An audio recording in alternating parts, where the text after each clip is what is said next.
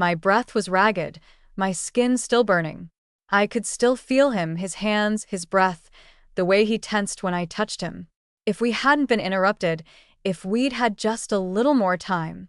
My fingers trailed down slowly, chasing the void he left in me. Then the door opened, and I froze.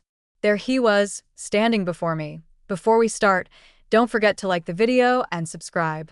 It really helps the channel, and I appreciate each one of you. Now, let's dive in. I needed to get out of the city. It was suffocating me. The men I dated were boring, and my body craved something more. The divorce had been finalized for months, but I didn't feel free. I felt frustrated. Every man I met was a disappointment. Too careful, too predictable, or simply too tired to keep up with me. So when Claire invited me to her lake house for a week, I didn't hesitate.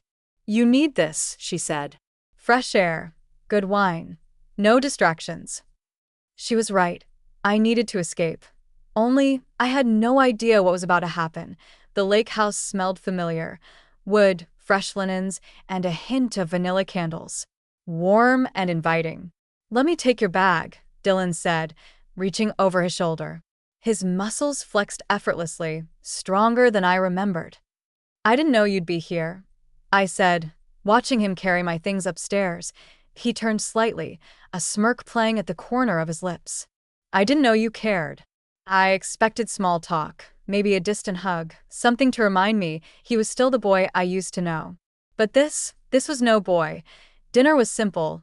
Grilled chicken, corn on the cob, fresh salad from Claire's garden. We sat outside by the lake, the warm breeze making everything feel slow and easy. Dylan stretched out in his chair, his t-shirt tight enough to hint at the body underneath. I found myself stealing glances, just for a second, before taking a sip of wine and pretending nothing had happened. "So, what's the plan for the week?" Claire asked, cutting her chicken. That I shrugged, swirling the wine in my glass. "No plans really. Just need to clear my head." Dylan smiled, his fingers tracing the condensation on his beer bottle. "City life getting to you?" "More like the men in the city." I blurted out before I could stop myself. Claire laughed. "That bad, huh?" I sighed, shaking my head. "Worse." Dylan let out a low chuckle, the sound almost mocking. "Maybe you're looking in the wrong places." His eyes met mine, his expression unreadable, but the way he held my gaze made something tighten in my stomach. I set my glass down, feeling the wine, the heat, the tension. Claire's voice pulled me back.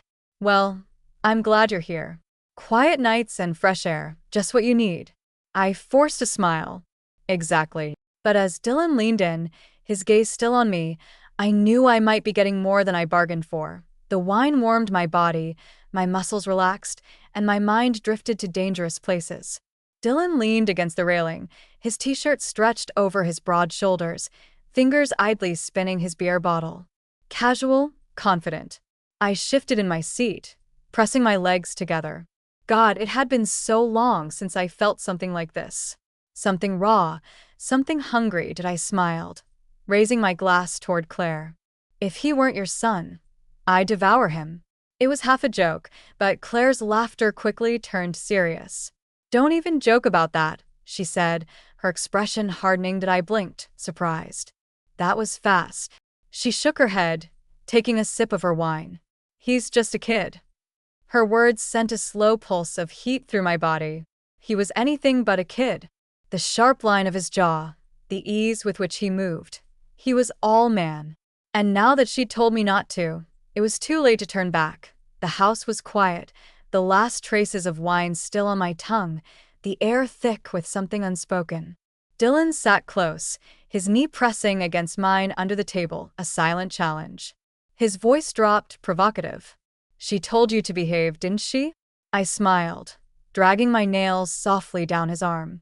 His fingers slid under the table, slowly moving up my thigh, testing. I let my legs part slightly, a wordless response. The corner of his mouth curved in satisfaction. He leaned in, his breath warm against my ear. "Come with me." I set my glass down and followed him. We moved to the back of the house, moonlight streaming through the windows, the night air cooling my still warm skin. Dylan didn't hesitate. He pinned me against the railing, his grip firm, his body solid and unyielding. His hands slid to my waist, pulling me closer, the tension between us electric.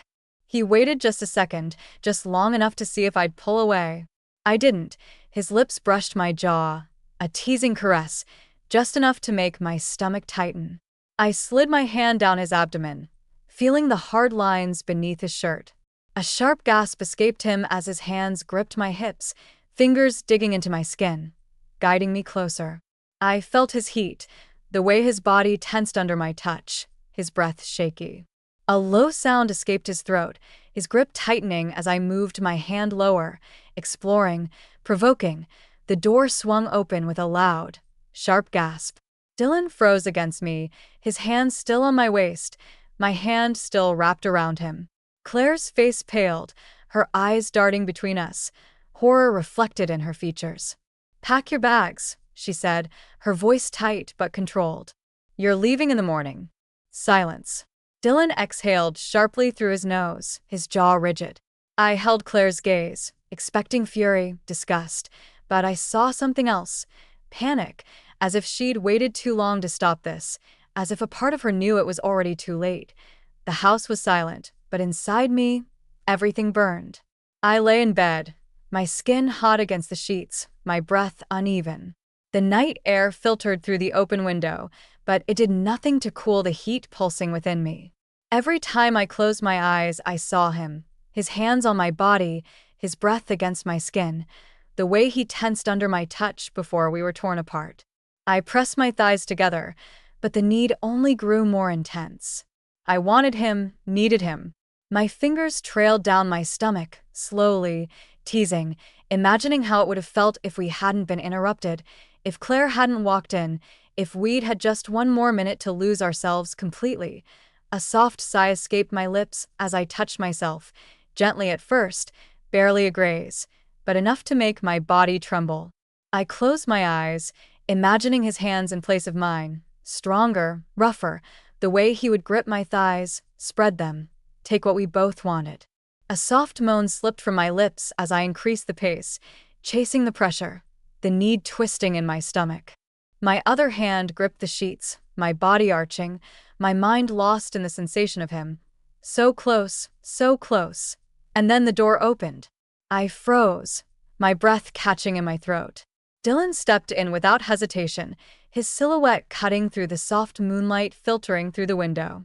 He was shirtless, his chest rising and falling with slow, measured breaths, but there was nothing calm about the way he looked at me. He didn't ask if I wanted him, he already knew the answer.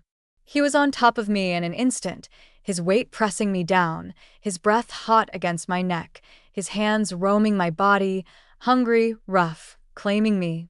A gasp escaped my lips as his mouth found my skin, kissing, biting, setting me on fire.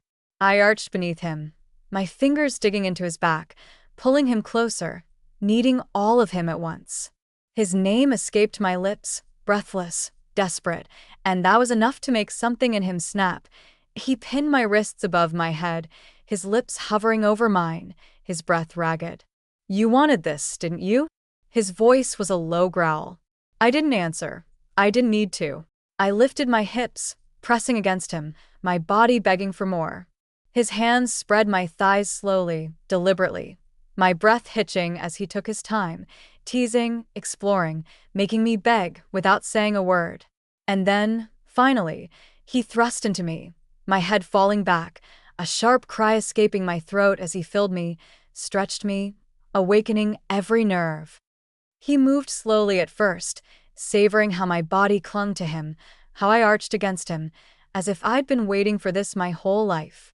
And then he lost control, his strokes becoming deeper, harder, his hands gripping my hips, his breath rough against my neck as he thrust again and again. The heat built, the tension unbearable.